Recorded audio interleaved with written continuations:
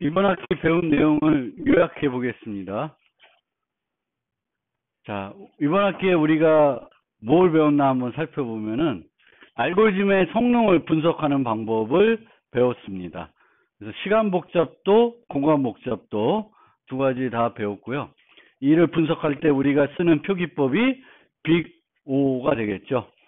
근데 빅O 분석할 때 주의해야 될 사항은 입력 크기를 잘 살펴봐야 돼요. 특히 정수 하나가 그 정수가 변함에 따라서 복잡도가 바뀔 때 이제 그게 지수가 되는 형태가 되니까 그걸 주의하시면 되겠고, 그리고 이제 변수가 하나가 아니라 여러 개가 나오는 것들이 있습니다. 그거를 어떻게 잘 해석을 하셔야 되겠고, 제기 알고리즘의 경우에는 이제 시간 복잡도를 분석할 때 제기호출 트리를 그려봐야 되는 거예요. 보통 트리를 그려봐서 이제 트리에 있는 노드 수가 시간 복잡도에 영향을 주게 되겠고, 트리의 높이가 뭐에 영향을 줘요? 공간 복잡도에 영향을 줍니다. 스택 깊이가 되는 거니까 그렇게 되겠고, 이 제기 알고리즘의 경우에는 표준 점화식으로 표현할 수 있으면은 도사 정리에 적용해 가지고 이제 쉽게 분석을 할 수가 있습니다. 그리고 이제 확률적 알고리즘을 분석하는 방법도 살펴봤었죠. 그래서 빠른 정렬할 때 뭐 확률 변수 쓰고 뭐 기대값 구하고 뭐 이래서 분석한 경우도 있으니까 이제 그런 경우도 있고요.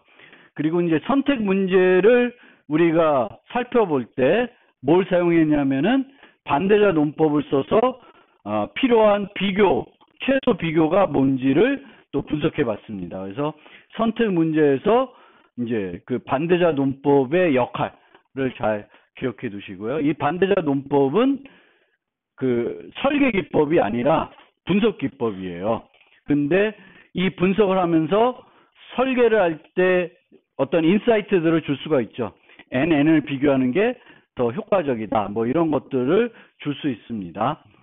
그리고 이제 그래프 문제를 성능 분석할 때는 이 그래프를 인접 행렬로 표현했냐, 인접 리스트로 표현했냐에 따라서 또 차이가 있습니다. 대부분의 경우 인접 리스트로 표현해야 더 효율적입니다. 많은 경우. 그래서 역인접 리스트가 필요 없는 경우에는 대부분 인접 리스트로 구현하는 게 효율성 측면에서는 좋습니다. 밀집이건 아니건. 그 다음에 이제 대추적 기법의 경우에는 이제 문제마다 또 문제 인스턴스마다 그 배제되는 게 달라요. 그래서 실제 얼마만큼 배제되는지를 예측해 보고 싶으면은 그때 사용할 수 있는 게 뭐예요? 몬테칼로 알고리즘입니다. 얘도 확률적인 알고리즘입니다. 그래서 알고리즘 성능과 관련해서 이제 이런 것들을 이제 살펴봤고요. 알고리즘 설계 기법 관련해서 뭘 살펴봤냐면 전수조사하는 방법, 분할 정복하는 방법, 탐욕적인 기법, 동적 프로그래밍 두 가지죠. 메모이제이션, 태블레이션, 대추적, 분기 한정법, 그리고 휴리스틱 기법. 다른 말로 근사 알고리즘 이렇게 되겠고, 또 알고리즘을 설계하는 기법 중에 하나가 이제 확률적인 거를 이용할 수도 있는 거죠. 일반적으로는 많이 활용을 못하는 것 같긴 해요. 아무리 확률적인 쓰는 그런 문제를 찾아봐도 잘 찾기가 힘든 것 같아. 근데 어쨌든 빠른 정렬과 빠른 정렬을 이용한 선택 알고리즘은 확률적인 알고리즘이죠. 그 다음에 이제 알고리즘 설계할 때 여러분들이 이제 이런 기법들을 적용해서 설계를 해야 될 텐데, 그 문제를 어떤 알고리즘, 어떤 설계 기법을 적용할까 생각하기 전에 또 하나 우리가 잘 살펴봐야 되는 게, 어떤 문제를 만나면 이 문제가 내가 잘 알고 있는 어떤 다른 문제하고 같은 문제인지 아니면 변형해서 쉽게 해결할 수 있는 문제인지를 잘 살펴봐야 돼요. 다음 주에 시험 볼 때도 그 생각을 머릿속에 떠올리셔야 돼요. 내가 푼 과제에서 한 것 중에 어떤 문제랑 유사한 문제인가를 잘 판단할 줄 아시면 문제를 조금 더 쉽게 해결할 수 있겠죠. 또 그 해결책을 잘 이 두 장에다 적어 오면은 그냥 적고 조금만 수정하면은 답이 풀리겠죠. 그래서 요거를 잘 생각해야 돼요. 근데 엉뚱하게 이 문제랑 이 문제랑 별개 관련이 없는데 아니면 많이 다른데 그걸 갖다 쓰다 보면은 문제가 더 안 풀리겠죠. 그래서 이 유사한지를 제대로 알아야 되는 겁니다. 그 다음에 이제 알고리즘 설계 기법을 배웠고, 그 다음에 P와 MP 이야기를 이제 배웠습니다. 그래서 P와 MP 이야기에서 우리가 알고 가야 되는 거는 이제 어떤 문제를 만났을 때 이 문제가 MP 하드 문제인지를 생각을 해봐야 되는 거예요. MP 하드 문제이면은 굳이 효율적인 알고리즘 찾고자 노력할 필요가 없는 겁니다. 그래서 내가 만난 문제가 해결할 수 없는 문제인지 해결할 수 있는 문제인지를 잘 판단할 줄 알아야 되는 겁니다. 그리고 컴퓨터 공학에서 많이 다루는 문제를 우리가 이제 많이 이제 이 수업에서 이제 잘 살펴본 거죠. 그래서 정렬 문제, 선택 문제, 그래프에서의 최단 경로 문제 등 이제 주로 컴퓨터 공학에서 다루는 많은 문제, 기본적인 문제들을 이제 알고리즘 수업 시간에 다뤘고요. 그래프의 기본적인 이론과 그래프를 표현하는 방법도 배웠습니다. BFS, DFS. 이거는 눈 감고도 짤 줄 알아야 돼요. BFS, DFS는. 왜냐하면 정렬은 여러분들이 짤 일이 없어. 정렬은 그냥 라이브러리 갖다 쓰시면 돼요. 물론 그것도 잘 갖다가 못 쓰시지만 그걸 잘 갖다 쓰시면 되는데 BFS, DFS는 라이브러리에서 갖다가 쓸 수 있는 게 아니에요. 직접 구현을 해야 됩니다. 그래서 이제 그래프 관련된 문제를 만나면은 인접 행렬로 표현할지 인접 리스트로 표현할지 결정하고 그걸 이용해 가지고 만약 BFS, DFS 써서 해결할 수 있는 문제면은 BFS, DFS를 짜서 해결할 수 있어야 됩니다. 그거는 이제 3학년 이제 1학기가 지나면 충분히 할 수 있어야 됩니다. 그 다음에 이제 마지막으로 이번 학기 학습한 내용이 이제 알고리즘의 정확성을 증명하는 방법들도 몇 가지 살펴봤어요. 근데 가만히 뜯어보면 실제 사용한 그 증명한 기법은 몇 가지가 없어. 대부분 최적화 문제들은 모순에 의해서 많이 증명했어. 내가 찾은 게 최적화 답인데 만약 그게 아니다. 다른 게 있다. 그럼 모순이다. 뭐 이렇게 해서 이제 증명을 많이 하죠. 모순에 의한 증명을 많이 쓰게 되겠고 아니면 이제 귀납법을 이용해야 되겠고 모순의 증명의 경우에는 exchange argument라는 걸 많이 쓰죠. 이렇게 위치 바꾸든가 이렇게 하면은 답이 더 작아진다든지 뭐 이렇게 되는 거죠. 그리고 이제 이 알고리즘의 정확성 증명은 어떤 알고리즘 설계 기법에 가장 중요하냐면 이제 탐욕적 기법을 설계할 때 제일 중요합니다. 근데 탐욕적 기법을 설계할 때 알고리즘의 정확성을 증명하려고 노력하지 마시고 우선 발레를 찾아서 내 알고리즘이 잘못됐다는 걸 찾는 게 더 빠를 수가 있어요. 그래서 발레를 몇 가지 해봤는데 내 알고리즘이 올바른 답을 안 줘. 그러면 내 알고리즘은 틀린 거죠. 증명할 필요가 없는 거예요. 그래서 발레를 가지고 그러니까 몇 가지 예시를 가지고 정확한 답을 잘 주는지 봐요. 잘 준다. 그럼 실제 모든 답에서 그 답을 잘 주는지를 증명해 보면 좋을 것 같습니다. 요약한 거예요. 이제 우리가 뭘 배웠나를. 그러면 이제 실제 그러면 어떤 것들을 여러분들이 꼭 좀 기억했으면 좋겠냐를 정리해 봤습니다. 그래서 한 문제를 해결하는 알고리즘은 다양하죠. 그래서 알고리즘 설계, 분석, 구현 다 할 줄 아셔야 되는 건데 이것들은 그냥 하루아침에 얻어지는 건 아니에요. 그래서 많은 문제를 풀어보고 반복적인 훈련이 필요합니다. 가장 먼저 해야 될 훈련은 뭐야? 전수조사하는 재기 알고리즘 짜는 거예요. 그거를 잘해야 그 다음 메모리제이션 뭐 등등을 할 수가 있으니까 내가 그 일반적인 어떤 문제가 주어졌을 때 재기적으로 전수조사 알고리즘도 잘 못 짠다. 그럼 그거부터 연습을 많이 하세요. 그 연습이 잘 되면 그 다음 단계로 넘어가는 건 기계적이에요. 그래서 그거 부터 해보시고요. 그리고 항상 한 문제를 풀고 거기서 손 틀고 기뻐하지 마시고 항상 can we do better라는 거를 가지고 개선을 해보는데, 이 개선을 할 때 생각하는 게 시간 복잡도를 개선하려고 노력하시는 분들도 있지만, 저는 그것뿐만 아니라 뭘 해봤으면 좋겠냐면은 내 코드를 개선해봤으면 좋겠어요. 시간 복잡도는 개선이 안 되더라도 내 코드를 더 리더블하게, 더 간결하게 짜는 훈련들도 반복적으로 할 필요가 있습니다. 아직도 여러분들 코드들 보면은 읽기가 불편한 코드들이 있어요. 그래서 그런 코드들도 다른 사람이 봐도 읽기 편한 코드로 이제 훈련이 돼야 나중에 회사 가서 사랑받을 수 있습니다. 그리고 이제 빅5는 입력 크기가 매우 클 때만 유용하는 거고, 입력 크기가 작으면은 효율적인 알고리즘 찾을 필요도 없을 수 있어요.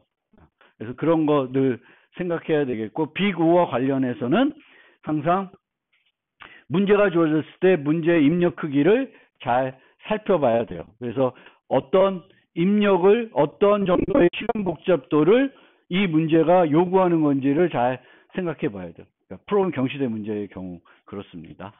그리고 요구하는 알고리즘의 시간 복잡도에 맞게 세부 알고리즘이나 자료 구조를 결정해야 됩니다. 내 목표가 n제곱 알고리즘을 만드는 거면 n 로그 n인 정렬은 수백 번 써도 상관이 없습니다.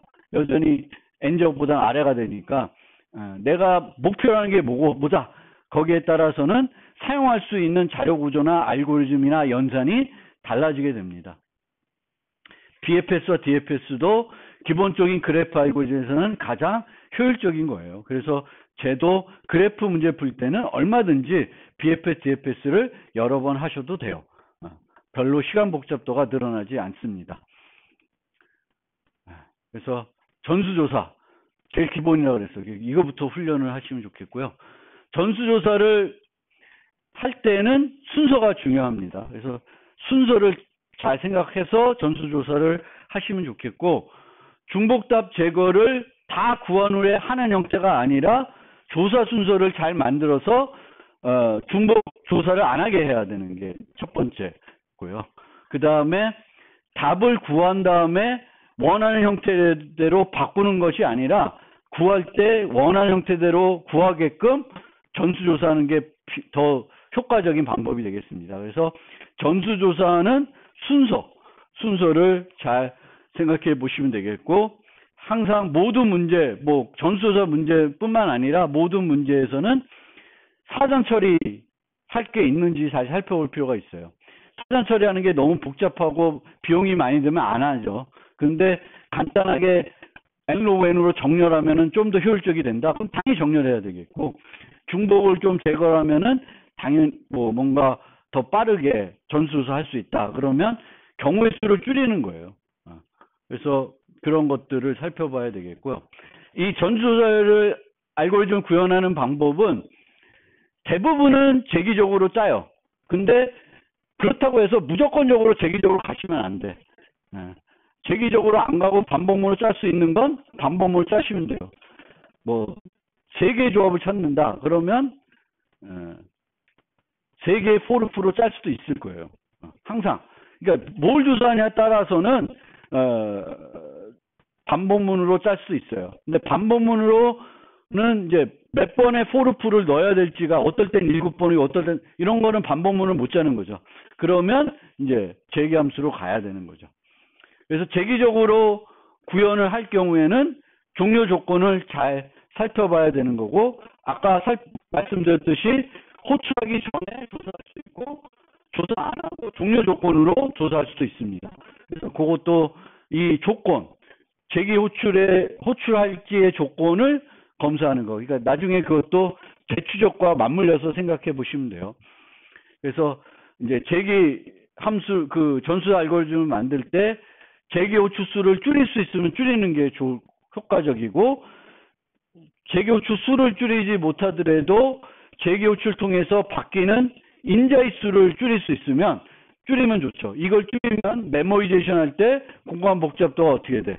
줄어들겠죠. 그래서 그거를 잘 생각해 보시면 좋겠고요.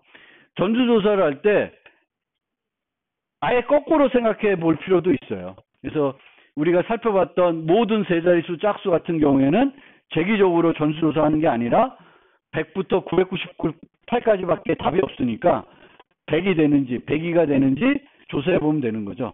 이게 더 빠를 수가 있습니다. 그래서 완전 뒤집어서 생각하는 것도 늘 해볼 줄 알아야 되겠고요. 그런데 전수조사는 경우의 수가 작을 경우에만 쓸 수가 있어요. 너무 많으면은 전수조사하는 방법으로는 효율적인 알고리즘을 만들 수가 없습니다. 그래서 경우의 수가 다차식에 비례하면은 뭐 분할 정복으로도 한번 해볼 수 있는데 지수면은 분할 정복해서는 원하는 효과를 얻을 수 없을 겁니다. 그래서 경우의 수가 입력 크기의 지수식 너무 많다. 도저히 이게 되는 게 아니다.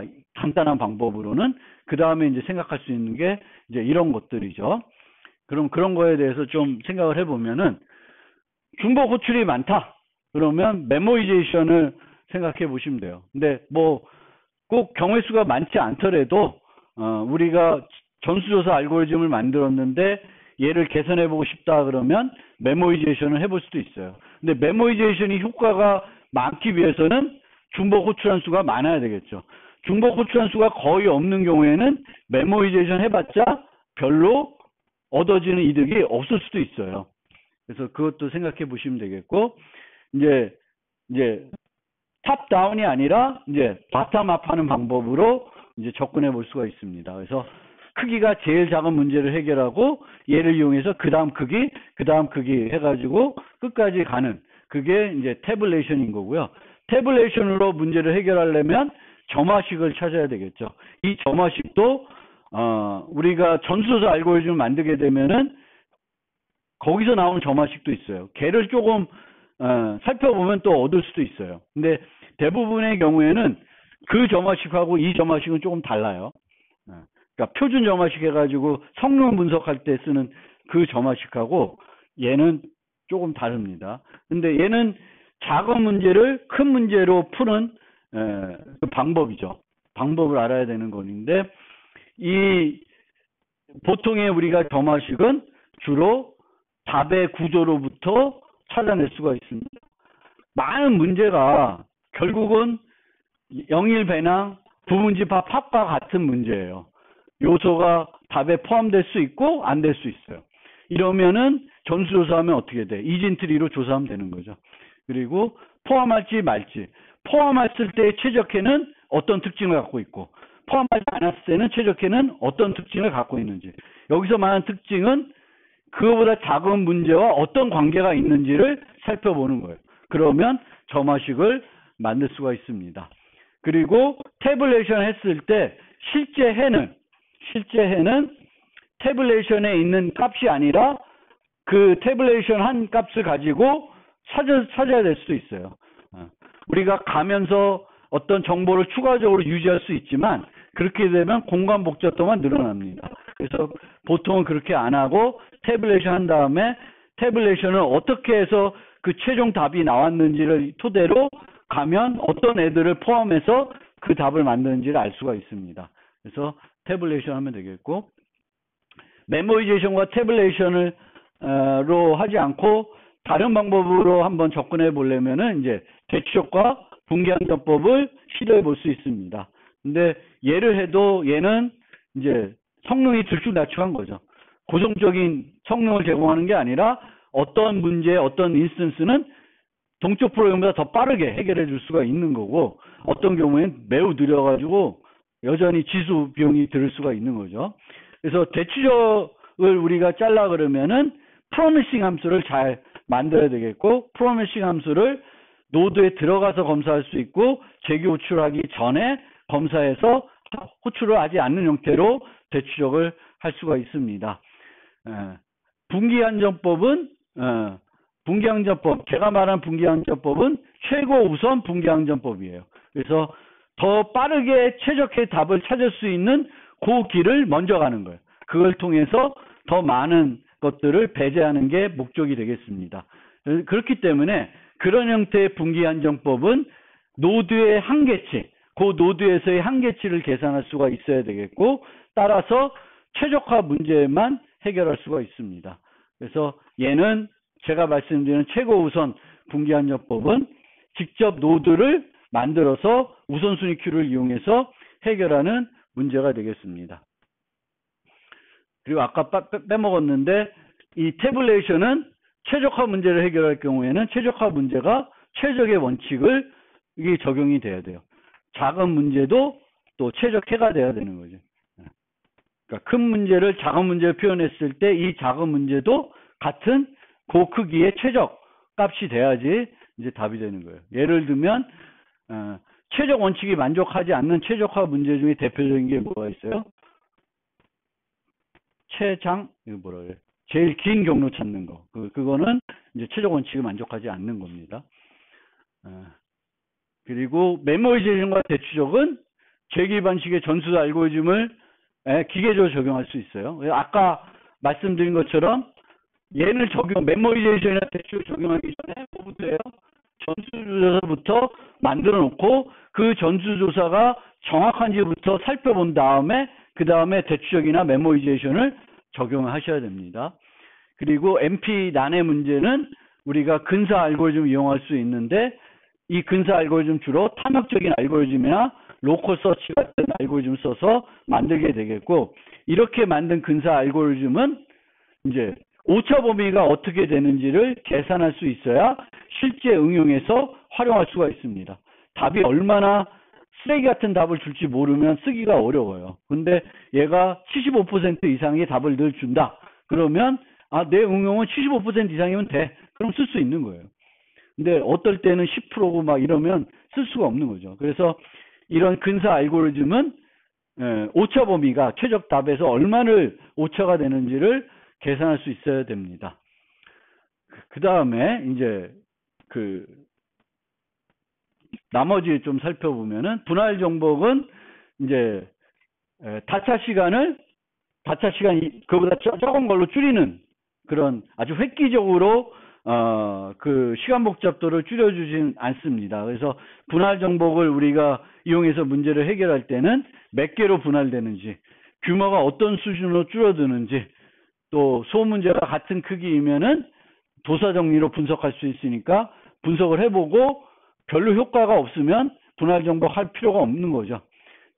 대부분 분할을 많이 하거나 그 비재기적인 부분에서 비용이 많이 들면은 분할 정복해도 의미가 없습니다. 그래서 합병 정렬이 거의 표준이죠. 분할 정복에 반 나누고 이제 비재기적인 부분은 선형 비용이 드는 거고, 그렇게 되면은 알고리즘의 시간 복잡도 어떻게 돼요? n 로그 n이 되는 겁니다. 그 다음에 확률적인 알고리즘 개념이 있으니까 이제 그거 알아두시고, 선택 문제에 관련해서는 선택 문제는 ON에 해결할 수 있는 정렬 문제보다는 쉬운 문제다. 그리고 선택 문제에 대한 어떤 문제를 해결할 때 늘 머릿속을 기억하셔야 두고 있으면 좋은 거는 토너먼트 방식. 그리고 토너먼트 방식은 어떻게 구현해요? 이진 힙 갖고 구현하면은 쉽게 구현할 수가 있습니다. 그래서 그거 알아두시고, 그래프 문제들은 문제에 적합한 형태로 그래프를 표현할 줄 알아야 되겠고, BFS, DFS를 쓸 줄 알아야 되겠고, 하지만 항상 우리가 그래프 문제 풀 때 인접 행렬이나 인접 리스트로 나타내야 되는 건 아니에요. 예를 들어서 크루스칼은 그게 필요 없죠. 오히려 뭐가 필요해요? 얘는 크루스칼은 간선의 목록이 필요하죠. 간선의 목록이 필요하고, 뭐 격자 모양의 게임 같은 경우에는 그 게임판 자체를 이제 활용해 가지고 걔를 다시 인접 행렬이나 인접 리스트로 만들 필요는 없습니다. 그리고 이제 BFS, DFS에서 잘 아셔야 되는데, 이제 깊이 우선은 스택을 이용하는 건데 스택을 이용하지 않고 재기적으로 구현할 수가 있는 거고, 문제에 따라서는 재기적으로 구현하는 게 더 어울릴 수 있어요. 그래서 그 점 기억해 두시고, 비트 배열의 사용, 그리고 어디서 true로 세팅하냐, 또 만약 각 노드에 대해서 뭔가 처리해야 되면은 그 처리를 어디서 해야 되냐, 이제 그걸 해야 되는데, 제가 말씀드리는 처리 위치는 어디예요? 반복문 내에서 팝한 다음에 그때 이제 그 노드에 대한 처리가 필요하면 처리하시면 돼요. 그리고 BFS도 되고, DFS 되면은 보통 뭘로 구현해? BFS로 많이 구현해요. 왜 그런지 모르겠는데 대부분 그렇게 구현해요. 그리고 이제 문제에 따라서 무방향이면 주로 BFS 많이 쓰고요. 또 방향이면은 DFS를 많이 씁니다. 그것도 명확한 이유는 없지만 통상적으로 저렇게 써요. 그리고 그래프의 최단 경로 문제는 비가중치 그래프는 뭘 쓰면 돼요? BFS면 찾을 수 있습니다. 그 다음에 가중치 그래프인데 가중치가 모두 0보다 커. 그럼 뭘로 구현해요? 다익스라 알고리즘 구현합니다. 근데 다익스라를 우리가 구현할 때는 어떤 버전의 다익스라를 구현해요? 게으른 다익스라 버전을 구현하게 되겠죠. 그래서 게으른 다익스라가 뭔지 잘 기억해 두셔야 될 거고요. 그리고 이제 음의 주기가 없지만 이제 가중치가 음수가 될 수 있는 그래프에서의 최단 경로는 이제 플로이드 워셜, 벨만 포드 같은 게 있는 거고, 벨만 포드는 SSP 알고리즘이고 플로이드 알고리즘은 APSP 알고리즘이에요. 그래서 이 APSP가 필요할 경우에 SSSP를 n번 수행하면 안 돼요. 그래서 저걸 n번 수행하신 분이 있었어. 문제 중에. 어떤 문제였지? 그래서 그거 하신 분이 있는데, 요번에 그 C번 문제를 벨만 포드를 구현해서 n번 하신 분이 있더라고. 그럼 안 돼. 뭐만 하면 돼. 플로이드 워셔를 한 번만 수행해서 답을 찾으시면 돼요. 벨만 포드를 n번 하는 게 아닙니다. 그 다음에 최단 경로와 웹파너 문제는 같은 문제가 아니에요. 그래서 그걸 잘 구분해 설명해야 되겠고, 그래프에서 이제 그 컷 개념도 잘 기억해 두시면 좋아요. 컷 개념. 주기와 관련해서도 최소 신장 트리와 관련해서도 컷 개념을 잘 기억해 두시면 돼요. MT 코로라리 이런 것들이 있어요. 그거 잘 기억해 주시면 되겠고, 최소 신장 트리 알고리즘에는 프림, 크루스칼이 있고, 이제 유니언 파인 자료 구조를 잘 기억해 두시고, 유니언 파인 자료 구조는 크루스칼을 구현할 때만 쓰이는 게 아니라 다른 용도로도 쓰일 수 있으니까 잘 기억하고, 크루스칼 알고리즘을 구현하는 건 되게 간단합니다. 그래서 잘 기억하는데, 여러분들이 했을 때에는 다 틀렸다고 그랬죠. 항상 뭘 기억해야 돼? 크기.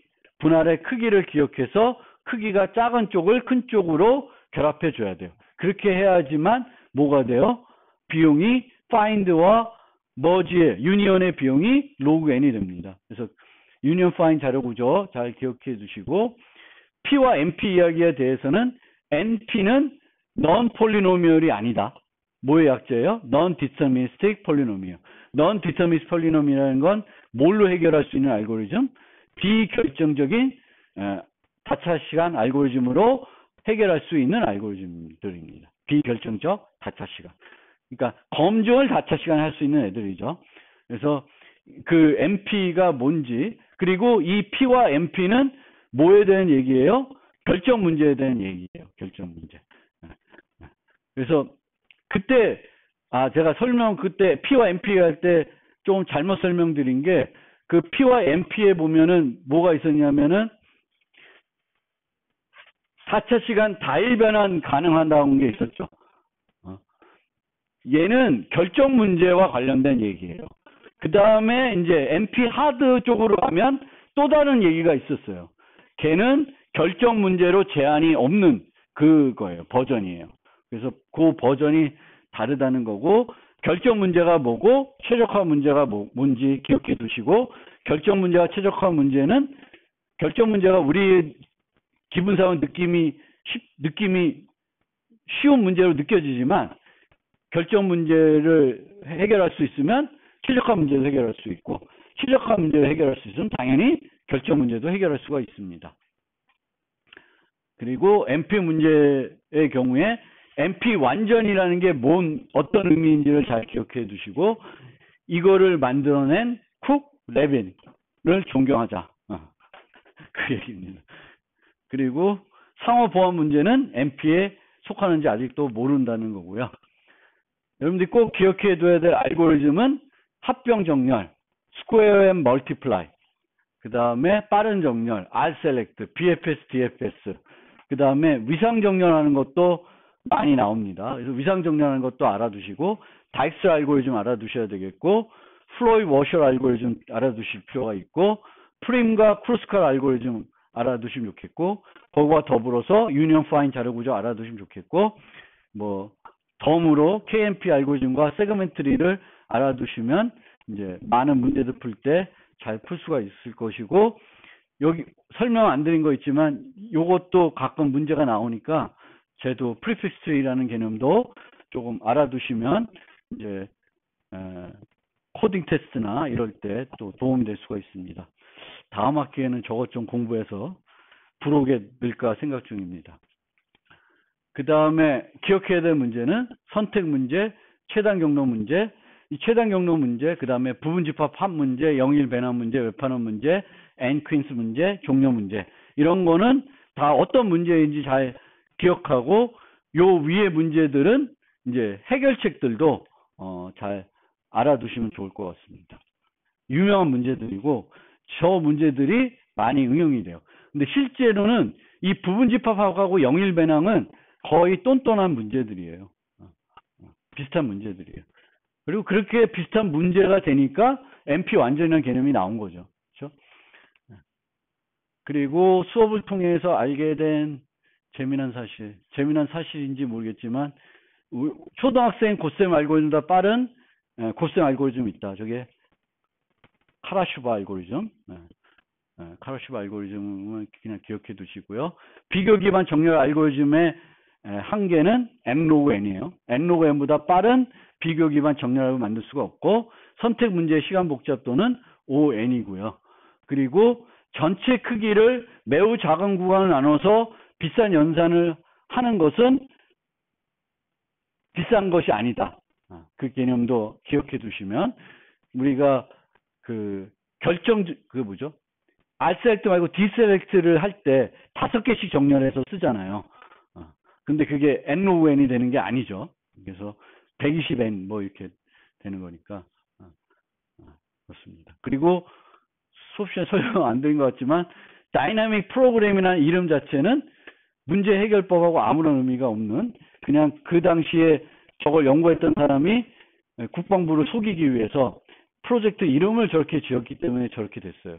그래서 다이나믹 프로그래밍은 실제 우리가 하는 어떤 해결 방법하고 아무런 좀 관련이 별로 없습니다. 근데 이름이 그렇게 불리는 거죠. 솔직히 이름은 태블레이션이 좀 더 맞는, 우리가 이렇게 작은 문제부터 큰 문제를 해결해내는 그런 문제가 되겠습니다.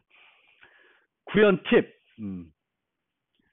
언어마다 여러분들이 어떤 언어를 자기 메인 언어를 쓸지에 따라서 C++를 쓰시는 분들은 std 벡터를 잘 쓰셔야 되겠고, 스마트 포인터 잘 쓰시면 좋겠고, std 페어와 std 튜플과 스트럭처 바인딩을 결합해서 잘 프로그램 하시면 간결하게 프로그램 할 수가 있습니다. 그래서 그거를 좀 잘 기억해 두시고, 자바를 메인 언어로 가시는 분은 그 람다 표현식과 스트림 라이브러리를 잘 활용할 줄 알면 또 간결하게 프로그래밍 할 수 있는 부분이 많이 있습니다. 그리고 파이썬은 comprehension, zip, enumerate, join, map, unpacking, counter, 뭐 default 이런 것들을 좀 잘 알고 쓰시면은 또 파이썬에서도 효과적으로 프로그램할 수가 있고, 각 언어마다 이제는 3학년이 됐으면 이 정도는 효과적으로 할 줄 알아야 됩니다.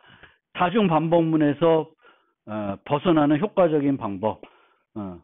C++는 고트 쓰시면 되겠고, 자바는 브레이크 레이블 쓰시면 돼요. 근데 그런 것들이 잘 없으면은 어떻게 하면 돼요? 모듈화해서 리턴문 이용하면 됩니다. 그래서 그걸 하는 거고, 효과적으로 난수를 발생하는 방법 알아두실 필요가 있고요. 주어진 데이터를 필요한 기준에 따라서 정렬할 수가 있어야 되겠죠. 그래서 복잡한 거 X 기준으로 정렬하고 같으면 그 다음에 Y 기준으로 기준한다. 그걸 못하면 할 수 있는 게 없는 거예요. 그래서 그거는 여러분들이 잘 할 줄 알아야 돼. 자기 언어에서. 그래서 그 다음에 필요한 기준에 따라서 우선순위 큐를 만들 수 있어야 돼요. 우선순위 큐는 시작할 때 기준을 줘야 되겠죠. 그 또 언어마다 기준을 주는 방법이 다 다릅니다. 뭐 클래스를 만들어서 그 연산자를 다중 정의해가지고 제공할 수도 있고, 그 우선순위 큐를 만들 때 램다 표현식으로 줘가지고 사용할 그 함수를 줄 수도 있고, 여러 가지 방법들이 있는데 어떤 방법이든 여러분들이 할 줄 알아야 되겠고, 리스트를 효과적으로 복제하는 방법들도 각 언어마다 잘 아셔야 되겠어요. 그리고 메모리를 복사하는 방법. 뭔가 대입하고 있는데 포르프를 돌려서 n개를 일로 옮기고 있다. 그러면 그건 3학년이 아니야. 3학년인데 포르프 써가지고 이 배열에서 이 배열로 n개의 데이터를 옮기고 있다. 그럼 그건 1학년이에요. 처음 언어 배우는. 3학년 그렇게 하면 안 돼. SG 카피라든지 뭔가 다르게, 파이썬은 또 다르게 할 수 있죠. 그래서 그 메모리를 복사하는 방법이라든지 뭐 그런 것들을 알아두시면 되겠고, 배열을 이용해서 이진트리를 구현하는 방법. 그래서 책인에서 여기서 자식이 어디고 여기서 또 부모가 어디고 이런 것들을 이진 힙을 만들어서 필요할 때 사용할 줄 알아면 되겠고, 프로그래밍 할 때 코너 케이스, 월스 케이스, 특이 케이스 같은 걸 잘 생각해낼 줄 알아야 돼요. 이 문제에서 월스 케이스는 뭐는 거지? 코너 케이스는 뭐지? 이런 거 잘 생각해 보시면 되겠고, 자료 구조가 제공하는 연산의 특성과 시간 복잡도를 올바르게 이해하고 사용해야 돼요. 특히 해시맵과 트리맵의 차이를 모르고 쓰시는 분, SD 맵 쓰면서 그냥 해시맵을 쓴다고 착각하시는 분이 있는데, 그러면 그것도 3학년이라고 보기는 어렵습니다. 그래서 내가 필요한 거, 트리맵이 필요한 건지 해시맵이 필요한 건지, 그리고 해시맵이 필요할 때에는 용량을 충분히 확보해줘야 충돌이 적게 일어나서 잘 되는 거고요. 자바 같은 경우에 해시맵을 쓸 때에 이제 일반적인 애를 키로 쓰지 않으면은 해시코드를 또 잘 만들어줘야 돼요.